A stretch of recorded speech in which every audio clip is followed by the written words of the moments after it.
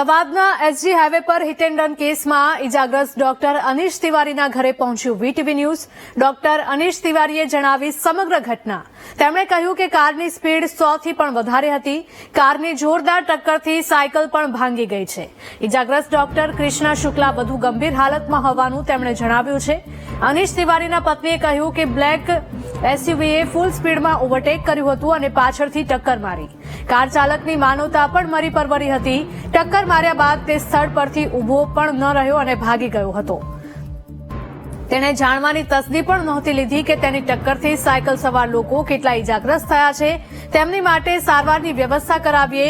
તિવારી દંપતીએ પોલીસને અપીલ કરી છે કે આ બેફામ કાર ચાલકને જલ્દી પકડવો જોઈએ અને તેને શિક્ષા મળવી જોઈએ, જેથી બીજી વાર આવો અકસ્માત તે ન કરે।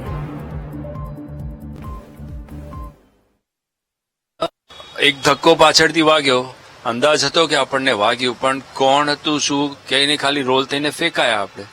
અને ફર્સ્ટ સેન્સ વોઝ કે આપણે દિવાલની નજીક છે, વચ્ચે છે નહીં, કોઈ પાછળથી વ્હીકલ આવતું હોય, એ જ પહેલો આઈડિયા હતો કોન્શિયસ। અને પછી બીજા અમારા ફેલો રાઇડર હતા, એ અનકોન્શિયસ હતા, એટલે એમને એટેન્ડ કરો, પણ કોણ વ્હીકલ શું વ્હીકલ ખ્યાલ જ નહોતો। કૃષ્ણાબેનને સારું વાગ્યું હતું, તો થોડો સમય 2-5 મિનિટ અનકોન્શિયસ પણ 5-1 મિનિટ અનકોન્શિયસ પણ હતા।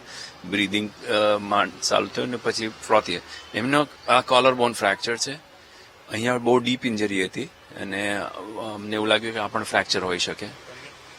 મને બ્લન્ટ છે ફૂટમાં, આખો એન્કલ, અહીંયા એક્સરે લીધો છે, હેરલાઇન ચાન્સીસ એવું કહે છે કે હેરલાઇન હોઈ શકે। આ કોઈ બ્લીડિંગ ચારે બાજુ છે। કાફી ઇમ્પેક્ટ એવો જોરદાર હતો કે સાયકલ તૂટી ગઈ સાઈડમાંથી, અને હું લગભગ 10 ફૂટ જેટલો તો ફેંકાયો હોઈશ રોલ થઈને, એટલે શુડ બી મોર દેન 100।